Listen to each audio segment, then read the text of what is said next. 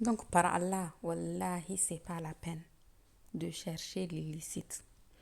Parce que ce qui est sûr et certain, tu ne vas pas quitter ce bas monde-là tant qu'il reste une seule goutte d'eau qu'Allah t'a prescrit et que tu n'as pas eu.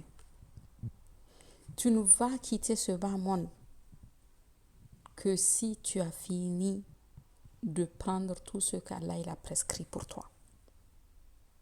Donc, c'est pas la peine de se hâter. Quand tu partiras, sache qu'il ne te reste plus rien à prendre des richesses de ce bas monde-là. Et ce que tu vas avoir, tu vas certainement l'avoir. Personne ne va avoir ce qu'Allah il a prescrit pour toi. Et tu n'auras la part de personne. Donc pourquoi se hâter et dépasser les limites d'Allah subhanahu wa ta'ala jusqu'à tomber dans ce que Allah il n'aime pas? Pourquoi? Pour ce bas monde-là? De crainte de tomber dans la pauvreté? La richesse ou la pauvreté ne sont pas des éléments de mesure qui indiquent ta place auprès d'Allah subhanahu wa ta'ala. Et c'est en réalité la seule chose qui compte. C'est quelle place tu occupes auprès d'Allah. C'est la seule chose qui compte. Que tu sois riche ou pauvre, c'est pas ça qui est important. C'est est-ce que tu as respecté les limites d'Allah subhanahu wa ta'ala. Des riches vont brûler dans l'enfer. Des pauvres vont brûler dans l'enfer. Des riches iront au paradis et des pauvres iront au paradis. Donc, ça là, c'est pas ça qui est important. Ce qui est important, c'est comment j'ai obtenu cette richesse et qu'est-ce que j'en ai fait. Si j'ai pas obtenu cette richesse-là, comment j'ai vécu ma pauvreté? Comment je suis restée? Est-ce que j'ai transgressé pour essayer d'obtenir une richesse? C'est ça le plus important. Le reste là, c'est vraiment accessoire. C'est juste Shaitan qui est en train de se jouer de nous. C'est juste Shaitan qui est en train de ruser contre nous. Et pour cela, il a usé, il a appuyé sur un point de faiblesse de l'être humain qui est l'avidité.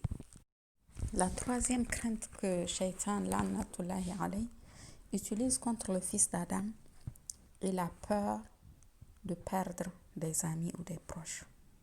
C'est la peur de la solitude. Ainsi, par exemple, tu es avec un groupe d'amis et ce groupe d'amis-là, ils prennent par exemple la chicha ou ils prennent de l'alcool. Et toi, tu ne veux pas prendre l'alcool avec eux et ils te disent non, non, si tu ne prends pas l'alcool avec nous, alors tu ne viens pas avec nous. Ils te rejettent et tu te sens seul. Voilà, c'est cette crainte-là que Shaitan insuffle dans les poitrines de l'être humain.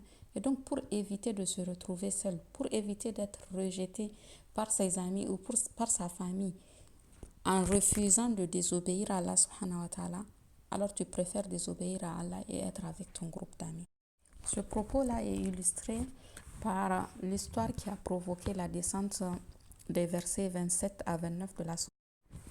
Uqba ibn Abu Mu'ayt était un des voisins du prophète sallallahu alayhi wa sallam et il était l'ami intime et le confident de Ubay ibn Khalaf. Dans certaines versions de Umayya ibn Khalaf, les deux étaient des frères. Ubay et Umayya étaient des frères. Donc, ils étaient confidents, ils étaient amis intimes. Et un jour, Uqba s'est assis en compagnie du prophète sallallahu alayhi wa sallam et il écoutait les versets que le prophète sallallahu alayhi wa sallam lisait. Quand Ubay a appris cela, il est vite allé voir Uqba et il lui a dit, et il lui a crié dessus, il lui a dit, j'ai appris que tu t'es assis en compagnie de Mohammed. C'est ça, tu écoutais attentivement ce qu'il disait, n'est-ce pas? Donc par Allah, jusqu'à ce que tu ailles et que tu craches au visage de Mohammed, je ne veux plus te parler. Je ne veux plus même regarder ta face. Et Uqba, de peur de perdre cet ami, ce confident-là, il est allé et il a craché au visage du prophète sallallahu alayhi wa sallam. Imaginez, juste parce qu'il ne veut pas perdre cet ami-là, il est allé jusqu'à cracher au visage du prophète sallallahu alayhi wa sallam alors qu'il commençait à écouter la parole d'Allah subhanahu wa ta'ala. Et c'est à propos de lui que les versets de la sourate Al-Furqan, à partir du verset 27, sont descendus quand Allah il dit وَيَوْمَ يَعُضُّ الظَّالِمُ عَلَى يَدَيْهِ يَقُولُ يَا لَيْتَنِي اتَّخَذْتُ مَعَ الرَّسُولِ سَبِيلًا.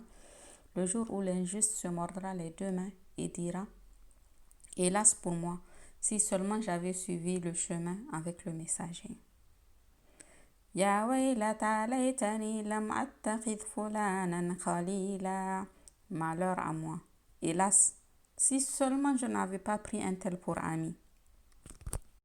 لقد أضلني عن الذكر بعد إذ جاءني. Il m'a en effet égaré loin du rappel, le Coran, après qu'il me soit venu.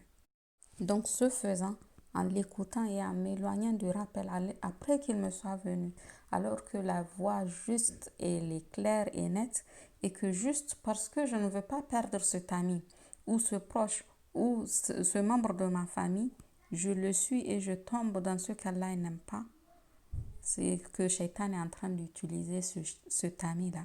Il est en train d'utiliser cette voie-là parce qu'il sait que l'être humain, il a cette faiblesse-là, il a la crainte, il a peur de perdre ses proches.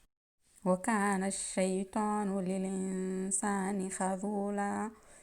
le Shaitan, il déserte l'homme une fois qu'il l'a tenté. Une fois que l'homme est tombé dans son piège, il le déserte. Il ne sera pas là le jour dernier pour te défendre devant Allah subhanahu wa ta'ala. Au contraire, il va t'enfoncer. قال الشيطان لما قضي الأمر إن الله وعدكم وعد الحق ووعدتكم فأخلفتكم. Et quand tout sera accompli, donc quand le jugement sera terminé, le shaitan, le diable, il dira quoi? Certes, Allah vous a fait une promesse de vérité, tandis que moi, je vous ai fait une promesse que je n'ai pas tenue. Mais cependant, ne rejetez pas la faute sur moi. Hein? Non, non, non, je n'avais aucune autorité sur vous, si ce n'est que je vous ai appelé et vous m'avez répondu. وما كان لي عليكم من سلطان إلا أن دعوتكم فاستجبتم لي فلا تلوموني ولوموا أنفسكم. Ne me faites donc pas de reproches, hein? Mais faites-en à vous-même. Ici, là, rendu où nous sommes, je ne vous suis d'aucun secours et vous ne m'êtes d'aucun secours. ما أنا بمصرخكم وما أنتم بمصرخي إني كفرت بما أشركتموني من قبل. Je vous renie de m'avoir associé à Allah. Et voilà le Satan. Il va t'appeler, il va te faire des fausses promesses, il va t'enjoliver les choses, il va te faire peur. Et après, c'est pour que devant Allah subhanahu wa ta'ala, il te désavoue.